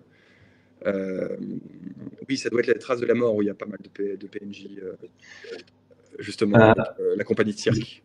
Ouais, mais de base, moi j'ai tendance à faire beaucoup de PNJ parce que c'est comme ça que j'initie. J'envoie mes joueurs comme une balle de tennis entre les PNJ pour dire vous allez interagir, croyez-moi, vous allez avoir quelque chose à leur dire. C'est aussi une super idée parce que ça va faire comprendre aux joueurs qu'il y a aussi plein de choix et que le monde existe sans eux. Mais oui, quelques PNJ, quelques scènes, et puis ensuite, voilà, laissez les joueurs choisir où ils vont. De toute façon, vous avez pensé déjà à ce qui pouvait se passer. Vas-y, excuse-moi. Je peux te citer, même si tu n'es pas déjà mort. Vas-y. Tu as dit quelque chose que j'aime beaucoup. Enfin, non pas que le rêve, je n'aime pas, mais quelque chose qui m'a beaucoup plu dans la formulation, c'est que improviser, c'est juste accepter en fait qu'on ne peut pas écrire la fin. Donc, ça signifie qu'il faut admettre qu'on puisse écrire le début aussi, dans une session d'initiation. Et ça résume vraiment très bien, je trouve, un skill qu'on a un peu en commun finalement, toi et moi, Balthazar. C'est-à-dire que faire une séquence d'initiation qu'on a écrit ou préparée sans problème. Parce que c'est littéralement la première scène, c'est le moment où les joueurs vont rentrer. Donc là, qu'on mette le son et la lumière et qu'on fasse ce qu'on appellerait par exemple dans le monde du jeu vidéo une scène cinématique ou pré-rendue, c'est-à-dire que c'est un peu plus beau que le reste, c'est normal, c'est la première impression, il faut qu'on mette le paquet. Et c'est après on relâche la pression, en se disant « Ok, maintenant ça peut se terminer de n'importe quelle manière, on n'est plus en contrôle, ce récit n'est plus à moi, je vous l'ai donné, maintenant vous en faites ce que vous voulez et je réagis en fonction. » Et c'est une très bonne définition, je trouve, du travail de l'expérience d'être conteur, de se concentrer sur le début, les amorces et les mouvements, et d'avoir zéro contrôle sur les fins. Voilà. il y a quelqu'un qui a mis Ah, attends, Stéphane. Vas-y, Balthazar. C'est juste, Stéphane, tu es mute, on t'entend pas. Vas-y, Balthazar. Il y a quelqu'un qui a mis comme commentaire le fil conducteur. Alors, comment je fais pour surligner un commentaire? Le fil conducteur du scénario, la scène découpée en éléments clés qui peuvent se placer en fonction du choix du joueur déplaçable facilement. Donc ça, par exemple, c'est une technique pour éviter de trop écrire ces scénarios. C'est en référence à Numenera, donc par rapport à son dernier message. C'est référence à quoi? À Numenera. Je précise le message d'avant. J'aime bien Numenera, étrange découverte pour ça. Ça fonctionne avec des clés. Et quelqu'un me a demandé qu'est-ce que tu veux dire par clé, et c'est sa réponse. D'accord.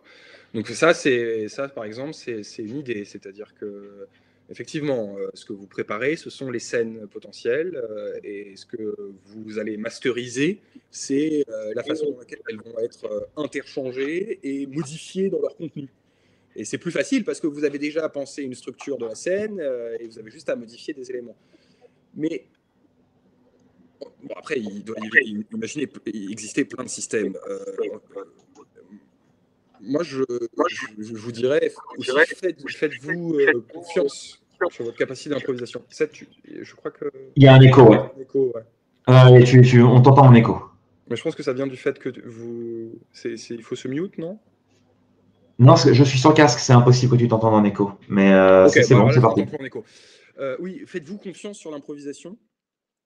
Le pire qui puisse arriver, c'est que l'improvisation donne une scène un peu comique où justement que vos joueurs se sentent en force de l'hésitation. Votre hésitation peut se transmettre comme une hésitation au personnage.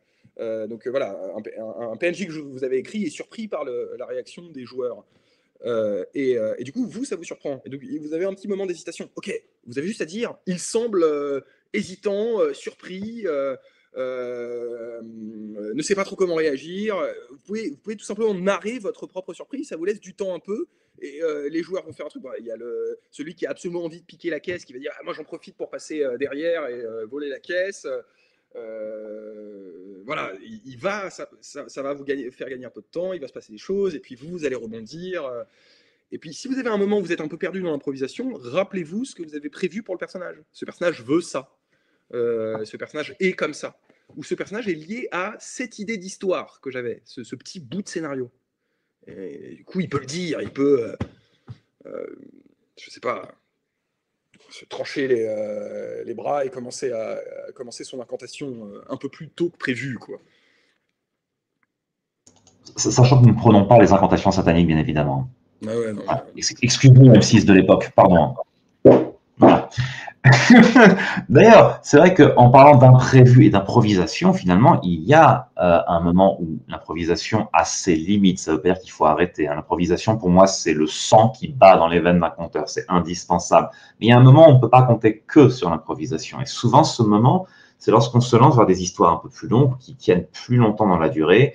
Certains jeux de rôle les appellent campagne, d'autres les appellent chroniques, certains s'appellent séries. Peu importe, on peut comparer ça à une sorte de saison de série télé. Donc, vous savez que vous allez suivre plusieurs épisodes avec les mêmes personnages et les voir évoluer. Et ce qui nous amène justement à cette quatrième et dernière partie que nous aimerions vous proposer, qui est l'après-première session ou de son nom complet, le deuxième rendez-vous. C'est-à-dire que évidemment, il n'y a aucun sous-entendu dans ce que je vais dire, mais voilà, on s'est vu pour la première fois, ça s'est bien passé, on était un petit peu stressé au début, on n'osait pas trop toucher au verre de vin, mais finalement, une ou deux blagues, ça a fini par se détendre, on s'est rendu compte qu'on avait des passions en commun, on a passé une session exceptionnelle, et puis on se raccompagne chez l'un et chez l'autre en se disant, bon, bah, à plus tard.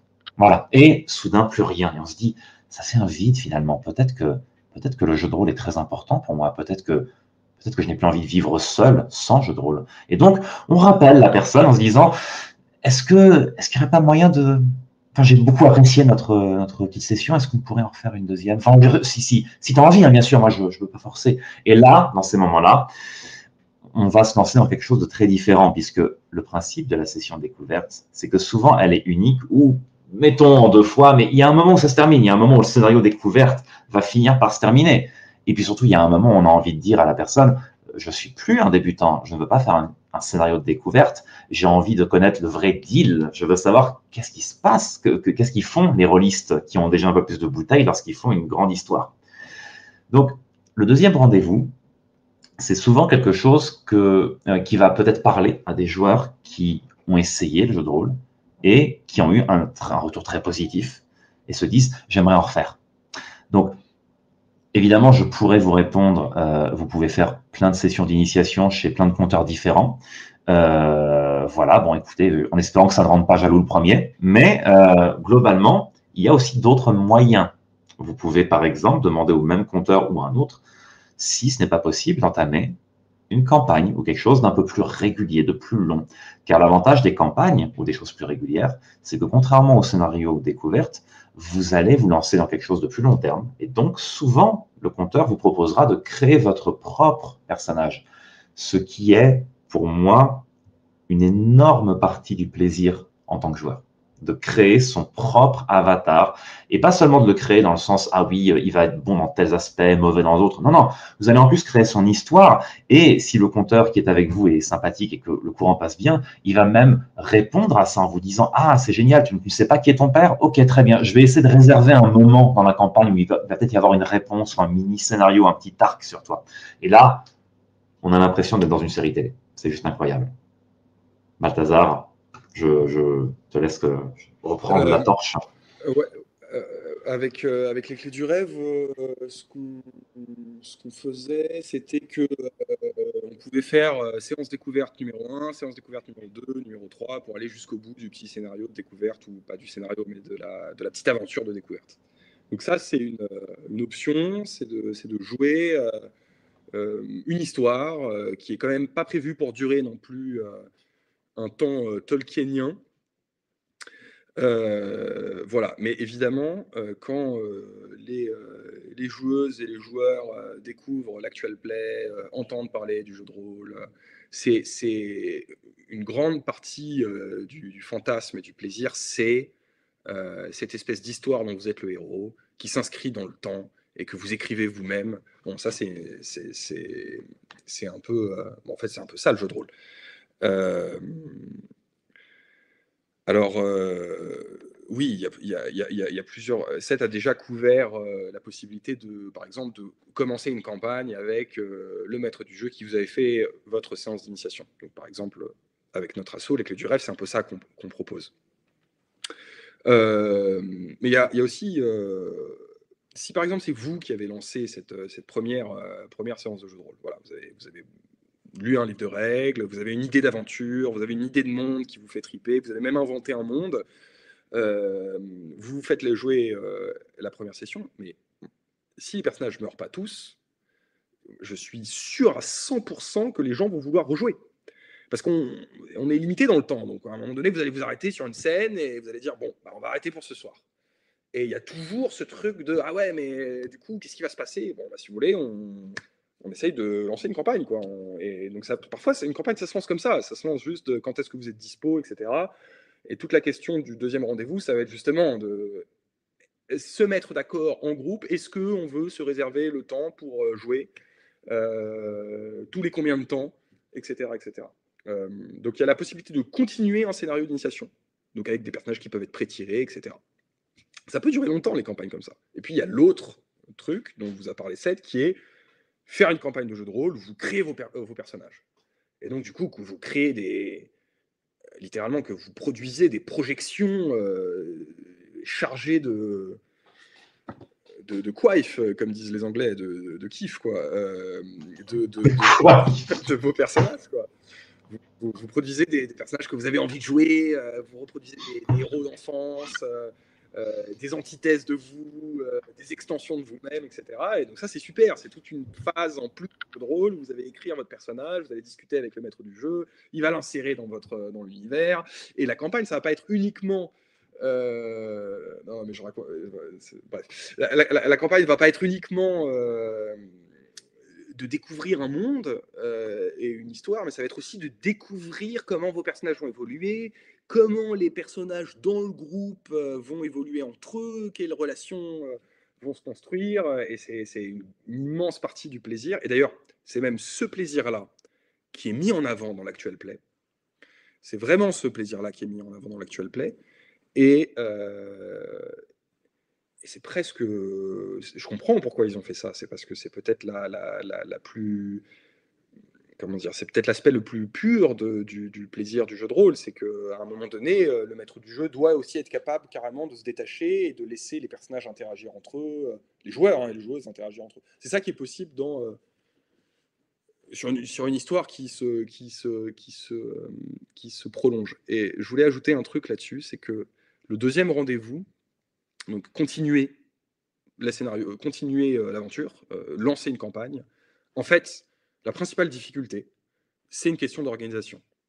C'est une question de qui a le temps, qui peut masteriser, où est-ce que vous pouvez jouer. Et en fait, c'est un peu ça. Il faut un maître du jeu, il faut un lieu de jeu, et il faut une harmonie et des efforts d'emploi du temps. Il faut respecter le temps des autres, il faut se constituer des moments du mois, de la semaine, tous les 2 semaines, où on joue pour produire ça. Il faut d'ailleurs souvent se mettre d'accord à l'avance sur comment ça va se passer par le biais de ce qu'on appelle une session zéro. C'est une session où on ne joue pas, mais on prépare la campagne qu'on va jouer. Donc on crée les personnages, on dit quand est-ce qu'on va jouer, on parle de nos, je sais pas, de nos trigger warnings. Moi, je suis allergique aux cacahuètes, donc pas de cacahuètes, etc., etc. Voilà. Tout à fait. D'ailleurs, pour illustrer ce saut quantique qu'est le fait de vouloir le deuxième rendez-vous et de commencer à passer soit à une multitude de scénarios courts, soit justement à la fameuse campagne, j'aimerais juste, parce que ça me fait beaucoup rire, vous faire une petite liste que Balthazar, tu es bienvenu pour la compléter d'ailleurs, d'avant-après que j'ai pu constater chez les joueurs, c'est-à-dire de choses que j'ai entendues chez les débutants et que j'entends après chez ce même joueur-là, une fois qu'il s'est initié à beaucoup de sessions et qui commence à être sur plusieurs campagnes. Donc, le but de cette petite liste que j'ai fait un petit peu pour plaisanter, c'est de vous expliquer les a priori qu'on peut avoir sur le jeu de rôle et la manière dont il change en fonction du temps d'habitude et du rapport qu'on a avec le jeu de rôle.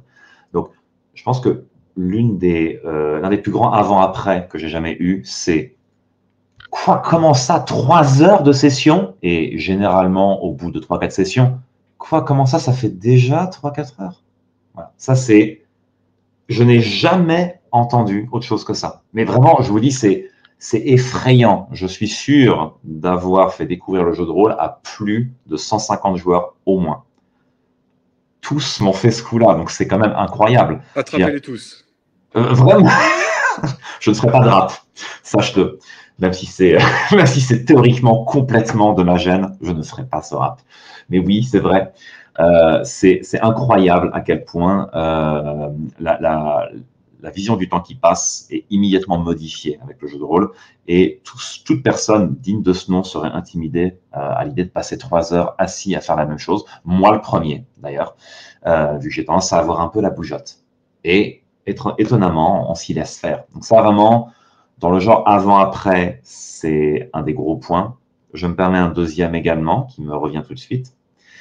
Lors de ma première session avec certains joueurs, certains regardaient les dés en disant « Ah, ils sont jolis », puis je leur expliquais, telle une maman poule, vous savez, les joueurs, au bout d'un moment, finissent par avoir leur propre dés, et puis parfois en mettre certains dans un coin parce qu'ils n'ont pas fait de bons résultats, à leur parler. Et là, souvent la personne me regarde en me disant « Non mais enfin, je suis dans une secte, c'est pas possible ». Et ce même joueur qui, donc évidemment, en plein milieu d'une campagne, se met à avoir ses propres dés et à avoir acheté un trône sur lequel il met des dés passages. Donc littéralement l'équivalent d'un coin avec le bonnet d'âne.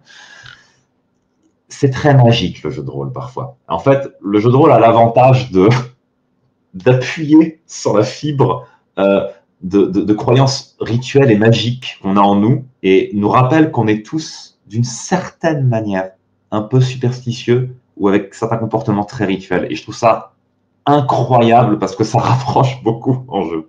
Voilà, c'est les deux noms qui me reviennent le plus. Si Balthazar, tu as également un de ces fameux avant-après qui t'arrive comme ça en plein dans le visage. Moi, j'en ai pas d'autres là comme ça, mais. Ah, tu es mieux, Balthazar. Je viens de réaliser. Non, mais oui, c'est sûr. Les réactions sont sont très souvent positives et sont toujours les gens se surprennent. Moi, les choses qui me marquent le plus, c'est les gens très timides qui, au fur et à mesure d'une campagne, voire même d'une session d'initiation, se prennent à parler plus fort, se surprennent à faire plus de gestes, à rire aux éclats. Et en fait, le meilleur moyen pour rendre ça possible, et là je parle plutôt au maître du jeu, c'est que c'est extrêmement important que vous créiez, que vous fassiez en sorte que votre table soit un espace agréable. La seule responsabilité véritable que vous avez en termes de relationnel en tant que maître du jeu, c'est d'empêcher qu'il y ait quelque chose de déplacé ou de désagréable. Si vous faites ça correctement, en fait,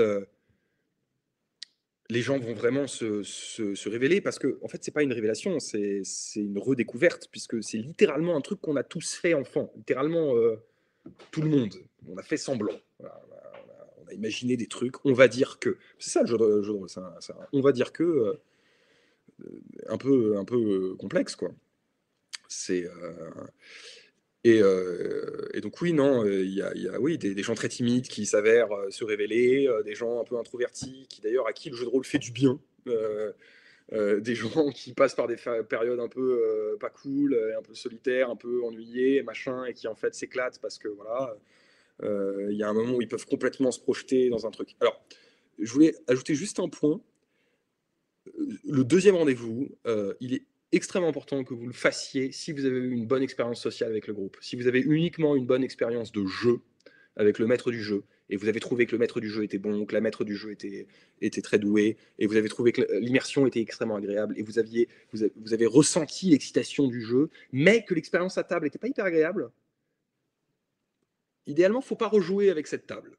C'est aussi très important de suivre ses instincts de confort et de jouer sur des tables où on se sent bien. Alors, c'est évidemment le rôle du maître du jeu ou de la maître du jeu de faire en sorte que ça se passe bien. Mais voilà, c'est partout. Il y a des. Il y a des gens chelous, quoi. Et donc. Voilà, c'est très important si vous voulez vous lancer dans une aventure, que vous le fassiez avec des gens qui vous ont plu, qui vous mettent à l'aise, ou au moins qui vous rendent curieux et qui, comment expliquer, vous sentez que vous n'êtes pas jugé, etc. Ça, c'est vraiment très important parce que c'est une activité qui peut durer longtemps. Voilà. Je sais pas si... En effet, vous forcez pas. D'ailleurs, si vous vous êtes bien entendu avec le compteur ou la compteuse et que la table un peu moins, n'hésitez quand même pas à le ou la contacter. Parce qu'on ne sait jamais, avec de la chance, ça arrive assez souvent. Peut-être que le ou la compteur n'a pas non plus forcément apprécié cette table qui vous a déplu. Peut-être qu'il y avait bel et bien une mauvaise alchimie que le ou la compteur a remarqué. Et dans ce cas-là, il ou elle pourra vous proposer de vous mettre justement dans un autre groupe. C'est souvent le cas dans le milieu associatif où on peut brasser beaucoup de nouveaux joueurs et donc on finit par pouvoir parfois mettre un joueur avec, enfin on peut proposer un joueur avec d'autres joueurs avec qui on a remarqué des similitudes par exemple. Donc c'est toujours bien quand même. Alors souvent dans le milieu associatif, il y a aussi la première partie, c'est-à-dire le fait de se renseigner auprès de l'association, de prendre des renseignements, de regarder le planning, mais de jamais venir à la première partie. Moi, dans mon association lilloise, on a souvent comme ça des gens, on a 50% des gens qui nous contactent mais qui viennent pas. Le fait de venir, de tester la première fois et de s'asseoir à la table, comme on avait parlé ensemble pour le titre de cette table ronde, c'est peut-être déjà la première chose à faire et je vais pas dire ce qui coûte le plus, hein, parce que c'est pas si dur que ça, mais si c'est une activité, il faut s'asseoir à la table et après tenter l'expérience tout simplement. Et après, ce que vous disiez par rapport au maître de jeu qui peut être peut-être plus attachant, groupe de joueurs plus attachant, et pas hésiter à envoyer un petit message au maître de jeu, oui, et aux joueurs pour dire bah, j'aimerais bien rejouer. D'ailleurs, ça peut être une forme de motivation, hein, de partager son plaisir au maître de jeu qui a un petit travail à faire. Lui dire qu'on aimerait bien rejouer avec lui, qu'on est dispo, par exemple, en février, le premier et deuxième week-end, ça peut être une bonne façon de provoquer une partie, quoi. Tout à fait. D'ailleurs, ce que tu dis, Stéphane, c'est hyper important aussi, quand c'est votre première session, de maître du jeu, et donc du coup, vous êtes joueur, joueuse dans la première session d'un maître du jeu, faites un retour, quoi. Dites-lui quand ça vous plaît, exprimez-le à la fin de la session, parlez-en avec lui, parce que on parle beaucoup, là, on parle plutôt des joueurs et des joueuses qui commencent le jeu de rôle, mais pour un maître du jeu qui fait sa première session, et même qui fait sa 10e ou sa 20e, c'est une expérience très particulière. On se met à nu, on fait le guignol pendant 3 heures, on fait des voix bizarres, on fait des visages bizarres. C'est particulier, parfois. Et on regrette rien. Ouais, on regrette rien parfois. Mais qu'est-ce que je change non, mais du coup, c'est important les retours. C'est important les retours, mais vous aussi, entre joueurs et joueuses, faut communiquer à la table. Faut se dire les choses positives et aussi les choses négatives quand évidemment il y en a eu, quoi. Mais les choses négatives, on les dit plutôt en tête à tête, quoi. Les choses positives, on les exprime pour que tout le monde puisse s'en nourrir. Alors, on se rapproche de la fin de la table ronde. On a encore un petit peu de temps. Je vous propose chacun peut-être d'ouvrir un petit peu sur autre chose ou alors de dire quelque chose que vous n'avez pas eu le temps de dire. Moi, à titre personnel, j'ai quand même l'impression que il y a de plus en plus d'endroits surprenants où on peut jouer au jeu de rôle. Alors évidemment, il y a les associations. À la FFJDR, nous, on est vraiment pour jouer en association et puis pour le fait que les associations qui sont autour d'un projet bénévole, ils peuvent apporter plein de choses bien comme des parties d'initiation à des inconnus, comme ça, organisés par aussi des inconnus qui donnent de leur temps et de leur énergie pour ça. Des jeux de rôle qui sont édités, traduits, portés par des associations, des outils en ligne qui sont gérés par des associations. Donc, il y a les outils de la FFJDR, mais par exemple, il y a Opal Rollist, qui est un super site internet qui propose à des maîtres de jeu de proposer à des joueurs de s'inscrire aux parties avec un système en ligne qui est vraiment hyper performant pour trouver des joueurs près de chez soi ou en ligne. Mais près de chez soi, c'est vraiment très efficace et qui tous les mois propose 5 ou 6 parties avec leur système et sur un thème, sur une thématique. Et là, je vais faire un double sujet. Donc, la thématique de ce mois-ci chez Opal, c'est les musées. Donc, ils proposent 5 ou 6 parties dans le cadre des musées. Il reste encore 1 ou 2 places à certaines de leurs parties. Et alors, moi, j'ai la surprise depuis 2 ou 3 ans, en étant bénévole à l'FFJDR, d'avoir beaucoup de musées qui nous contactent pour faire du jeu de rôle dans le cadre de leur exposition. Mais il y a aussi des festivals de musique ou de jeux de société, mais de musique comme par exemple le Cabaret Vert à Charleville-Mézières. Ça fait 3 ans qu'ils ont des parties de jeux de rôle au sein de leur festival de pop culture, donc avec des groupes comme Sting, alors qui c'est qu'il y avait comme gros titre quand même. Alors là, j'ai un trou, mais ils ont vraiment ils ont des très gros artistes. Et à côté de ça, dans le village associatif, il y a une trentaine de parties de jeux de rôle qui sont organisées par une association locale. Dans le cas du Cabaret Vert, donc vraiment un gros festival de pop culture, de musique pop. Et alors, nous, on a été contactés par plusieurs musées, donc par le musée de la Marine à Paris pour sa réouverture, ils voulaient organiser des parties de jeux de rôle. Le Louvre Lens à Lens pour son exposition Animaux Fantastiques voulait exposer des objets de jeux de rôle et voulait faire un week-end complet de jeux de rôle qu'on a assuré. Et c'est pas les seuls musées à vouloir que le jeu de rôle, le musée de la Grande Guerre à Meaux fait ça à la fin janvier. Et voilà, les musées veulent du jeu de rôle en tant qu'animation ludique et qui parle un petit peu de leur exposition ou même comme médiation culturelle. Voilà, qu'est-ce que vous en pensez? Ou est-ce que vous connaissez d'autres endroits où, par hasard, sans faire exprès, un peu par surprise, on pourrait découvrir le jeu de rôle, quoi? Alors, honnêtement, je pense que les anecdotes les plus farfelues que j'ai entendues sur des endroits improbables pour faire du jeu de rôle viennent de toi, Stéphane. Moi, j'étais perturbé et enfin agréablement perturbé de savoir que des musées proposaient ça, par exemple. Je n'ai malheureusement pas trop d'exemples d'événements ou de lieux où le jeu de rôle est pratiqué, à part les classiques, justement, bars et événements. Donc, je pourrais malheureusement pas ajouter plus sur ce sujet, en tout cas pas ajouter, vous proposer plus d'options concernant ça. mais néanmoins, je trouve ça très rassurant que ce soit utilisé dans un peu plus de médiums, puisque ça montre aussi que le jeu de rôle, en plus d'être un jeu et d'être une activité de divertissement, est aussi un moyen de transmettre, de montrer certaines choses. C'est un moyen ludique de présenter également certaines choses. Donc, il est bon de savoir que ce n'est pas seulement un plat qu'on adore manger, c'est également un ustensile de cuisine, comme quoi il n'y a vraiment aucune limite à ce jeu de rôle. Toi, Balthazar, tu as des exemples d'utilisation de jeux de rôle un peu atypiques dans certains événements? Bah, déjà, toi aussi, il y a l'hôpital. Et qu'est-ce que cet hôpital dont tu parles exactement? Non, c'est vrai, oui. Oui, oui, c'est vrai. C'est vrai, je voulais, je sais pas pourquoi j'ai pas osé faire le lien. Mais oui, c'est vrai. Alors, Ouais, en gros, j'imagine des choses qui étaient organisées très publiquement, ouais. c'est pour ça que j'en ai pas parlé. Mais c'est vrai, il est vrai que, en ce qui me concerne, je travaille dans un hôpital où je pratique le jeu de rôle. Donc, oui, le jeu de rôle peut en plus être utilisé dans certains milieux, notamment le milieu médical. C'est tout à fait exact. Et j'aurais peut-être dû d'ailleurs rebondir là-dessus, mais ça m'est passé au-dessus. Non, je voulais.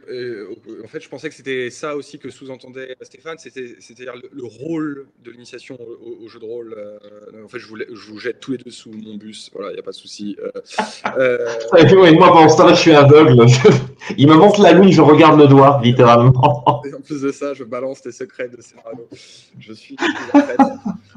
Non, non. Alors, moi, mon expérience du jeu de rôle, c'est principalement avec des particuliers.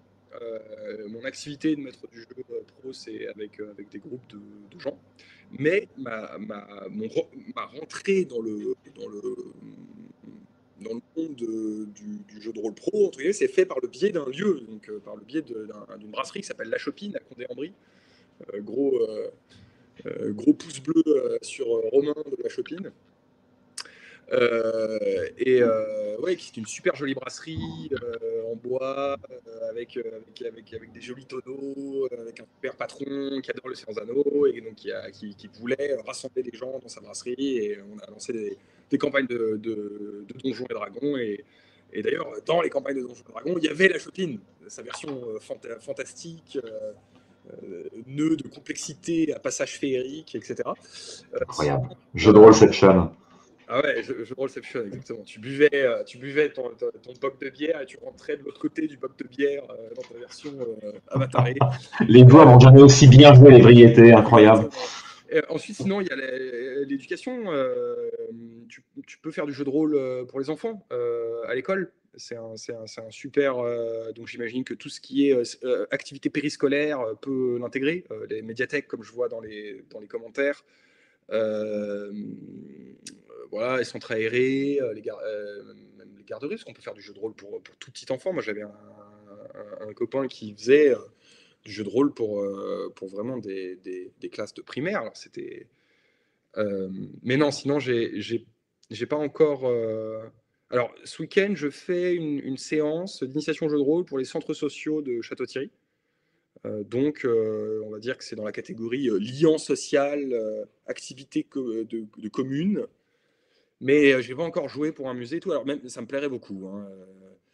Je sais qu'il y a des châteaux inscrits au patrimoine français qui font jouer des séances de jeux de rôle. Je vais les renifler. Je vais m'intéresser à ça parce que c'est des super. C'est souvent des très beaux lieux pour jouer. Des lieux qui sont déjà chargés d'histoire. Donc, il y a une partie de l'ambiance qui est déjà présente, quoi.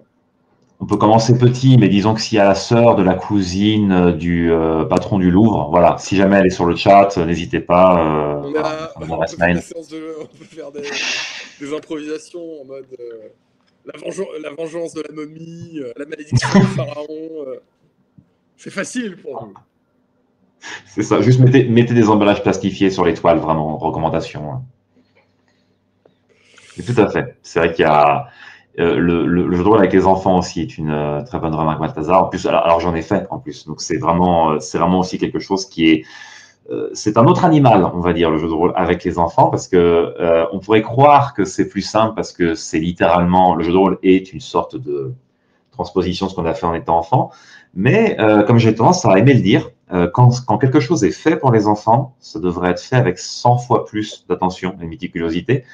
Et bon sang, je me suis pas trompé en ayant fait des sessions pour les enfants. En effet, ça nécessite vraiment des choses très spécifiques. Mais c'est vraiment génial. Moi, j'aurais adoré, en étant enfant, découvrir le jeu de rôle pour des activités et me faire des copains comme ça. Voilà. Bon, eh ben, je vous propose de terminer là à 22h13, à moins que l'un de vous ait quelque chose un mot de la fin. Vous avez tous droit à un mot de la fin avant que je conclue. Waouh, Balthazar, tu dois faire le mot de la fin avant moi. C'est toujours moi qui commence, c'est pas juste. C'est ça qu'on avait prévu. Vas-y. Oh non. Oh la patate chaude. Mot de la fin. Osez. N'essayez pas. Juste osez. Voilà, c'est le conseil que je donne aux joueurs comme aux compteurs. Ah, désolé Balthazar, je te ferai pas gagner plus de temps. C'est le mot de la fin. Non, mais déjà merci de nous avoir invités, c'était cool. C'était trop Au cool. fait, oui, merci beaucoup Stéphane. Je pensais pas que c'était compris dedans, pardon. C'est trop chouette d'avoir cette occasion. Avec Seth, on pourrait pérorer sur le jeu de rôle pendant des siècles, sans fin, justement.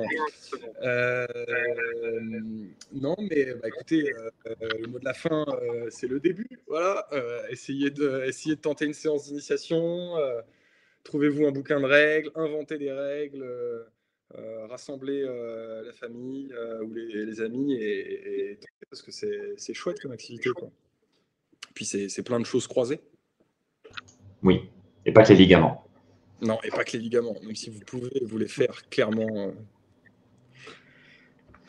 C'est possible, hein. J'ai déjà vu des accidents assez fous en session. Non, coupez. Bon, en tout cas, merci Stéphane de nous avoir proposé ça, c'était chouette. Merci beaucoup Stéphane. Alors, on aimerait bien refaire ce genre de table ronde. Donc, si vous êtes une association de jeux de rôle, pas forcément un club, vous pouvez être une association qui édite des livres, par exemple, ou des associations qui font de l'événementiel, ou des associations qui font du club de jeux de rôle. Si vous êtes membre de la FFJDR, alors là, on est encore plus content. Parce qu'on est en train de surveiller un petit peu les associations. Là, par exemple, on a repéré des associations qui font des ateliers pour devenir maître de jeu. Alors, je sais que les Clés du Rêve font un peu ça, mais il y a des associations comme Porte-Plume qui sont à Lyon, les Arpenteurs d'Arvasia qui sont dans le sud de la France, qui font du genre d'ateliers de MJ en 3 mini-ateliers qui durent 1h30 sur la même soirée. Ils font ça régulièrement. On aimerait bien avoir ce genre de table ronde. Et puis, on aimerait bien avoir des tables rondes sur voilà, comment éditer un jeu de rôle. Il y a des associations qui sont membres de la FFJDR qui ont négocié les droits d'un jeu de rôle avec une boîte américaine qui ont engagé des illustrateurs français, qui l'ont traduit, qui ont fait un crowdfunding, qui l'ont sorti. Tout ça à petite échelle et avec des prix très agréables, avec beaucoup de bénévolat derrière. Et voilà, donc si vous êtes une association de la FFJDR, contactez-nous, on aimerait bien faire cette table ronde pour mettre en valeur vos projets et soit vous inviter toute seule, soit inviter 2 associations sur le même thème pour qu'il puisse y avoir des échanges entre les 2 associations. Et merci beaucoup au chat. Ouais, merci au chat. Big up au chat. Qui ont participé. Et je vous souhaite une bonne soirée et une bonne partie cette semaine. J'espère que vous avez des parties de rôle prévues. Eh ouais, c'est prévu. Bonne soirée à Bonne soirée tout le monde.